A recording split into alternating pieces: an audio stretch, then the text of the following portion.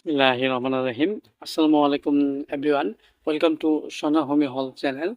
আজ নতুন একটি ভিডিও নিয়ে আলোচনা করব। ভিডিওটি হলো নাসিকের ঘা রোগে ৩টি হোমিও ওষুধ। এভরিওয়ান, এটি একটি গুরুত্বপূর্ণ একটি ভিডিও। নাসিকা ঘা একটি চর্মরোগ। এই রোগ দেখা যাচ্ছে যে আমাদের মাঝে প্রায় ছোট কিংবা বড় সকল মানুষের মাঝে এই রোগটি হতে পারে।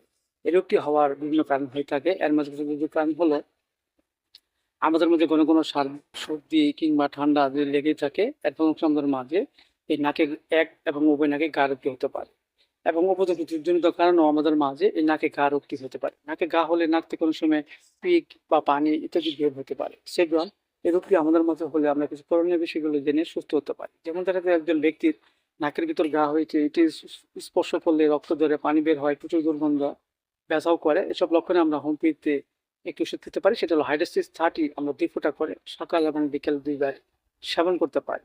আবার দেখা যাচ্ছে যে একজন ব্যক্তির মাঝে ঘন ঘন নাকে ঘা লেগেই থাকে, এবং ঠান্ডাও লেগে থাকে, সর্দি, নাক থেকে পানি বের হয়, দেখা যাচ্ছে যে অনেক সময় রড ঝরে, দুর্গন্ধ, অনেক কাছে আসতে চায় না। এসব লক্ষণে আমরা হোমিওপ্যাথি আর কিছু খেতে পারি। সেটা হলো ব্যালসাম পেরো 30 আমরা 2 ফোঁটা করে সকাল এবং বিকেল 2 বার সেবন করতে পারি।